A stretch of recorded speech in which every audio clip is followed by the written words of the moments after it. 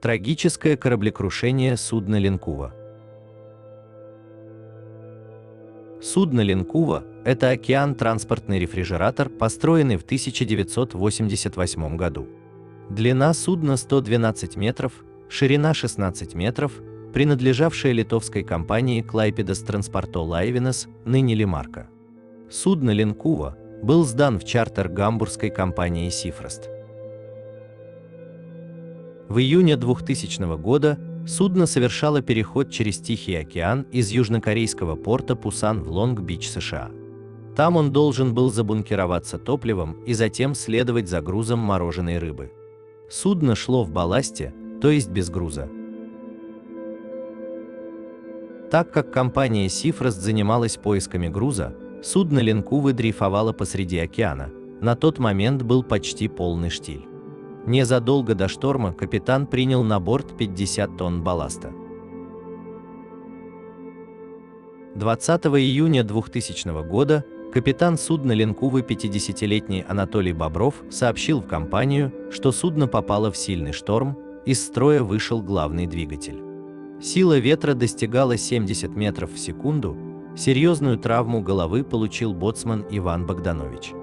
Как оказалось, это был уже не шторм, а ураган 4-й категории Карлота. 21 июня в 9 часов по литовскому времени капитан сообщил на берег, что главный двигатель удалось запустить, скорость судна 12 узлов, но крен достигал 40 градусов. В это время Линкува находилась в 220 морских милях, 350 километров, к юго-западу от мексиканского порта Акапулько. И это было последнее сообщение с судна Линкува. Больше он на связь не выходил. Потеряв связь с судном, обратились за помощью в береговые службы Мексики и США. Они немедленно начали поиски судна Линкувы. Сейчас уже никто не скажет, почему судно не сменило курс и не обошло ураган стороной, а шло к так называемому глазу урагана. Скорее всего, не достигло его, потому что в самом эпицентре море спокойнее и безопаснее. Непонятно, почему не подали сигнал и не всплыли радиобуи. Комиссия по расследованию впоследствии запросила сертификаты на это оборудование, их предоставили, радиобуи были новые в исправности. Рассказал морской капитан Зигмунтас Мазерис, бывший тогда начальником службы безопасности мореплавания компании Klaipėdos Transporto Laivynas. Поиски интенсивно велись и с моря, и с воздуха. Они продолжались неделю, затем по просьбе президента Литвы Валдаса Адамкуса были продлены еще на 3 дня. Безрезультатно. Лишь в 350 морских милях от последнего места выхода Линкувы на связь в океане были обнаружены 2 спасательные шлюпки и питьевой бачок с названием судна. Как установили специалисты, шлюпками моряки не воспользовались. Все то время, пока шли поиски судна Линкувы, было днями отчаяния и надежды для родных и близких пропавшего экипажа. Нет, не так. Все-таки отчаяния не было. Была одна большая надежда, которую жены и матери моряков изо всех сил поддерживали друг в друге. В те дни казалось, что весь город притих, словно боясь спугнуть эту надежду. Люди на улице, в магазинах разговаривали в полголоса. Но 29 июня 2000 года Государственная комиссия объявила экипаж Линкувы из 18 человек погибшим или пропавшим без вести. Это была самая большая, самая тяжелая потеря на литовском флоте послевоенных лет. Эту трагедию переживала вся Литва. Компания Klaipėdos Transporto Laivynas и Клайпедское городское самоуправление помогали семьям погибших моряков чем могли, подыскивали работу нуждающимся в ней вдовам и взрослым детям. Устраивали на курсы, откликались на другие просьбы. Тогдашний мэр Клайпеды Евгениус Гентвилас встречался с семьями Линкувы, и во многом благодаря ему очень удачно было выбрано место в парке скульптур для мемориала погибшему экипажу.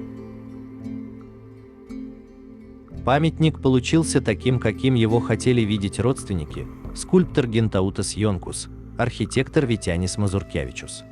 На гранитной плите высечены 18 фамилий, на обелиске Последние координаты местоположения Ленкувы, которые сообщил капитан Анатолий Бобров. До сих пор не ясно, почему судно не попыталось избежать столкновения со стихией, но об этом спросить уже не у кого.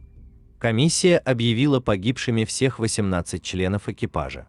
Все они были гражданами Литвы, среди мужчин одна женщина. Анастасия Комиссарова готовила для экипажа еду.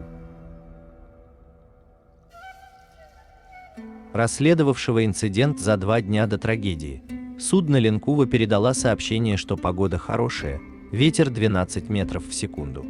Одна из версий, видя, как в это время двигался ураган и где в это время находился корабль, заключается в том, что, возможно, в тот момент судно Ленкува находился в центре урагана. Мозер считает, что, возможно, корабль плыл в центре урагана, и команда чувствовала, что погода хорошая.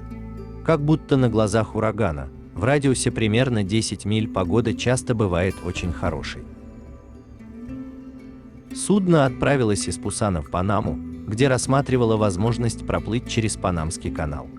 Ленкува ждал указаний, где забрать груз. Затем он получил инструкцию плыть на Лонг-Бич.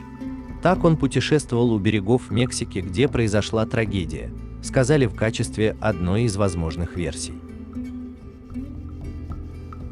На трагедию могло также повлиять отсутствие информации о погоде, поскольку в то время в Мексике не было станций прогнозирования погоды, хотя, по словам Мозера, они должны были быть. Моряки уверяют, что информация, присланная американскими специалистами Ленкувы, также была неточной.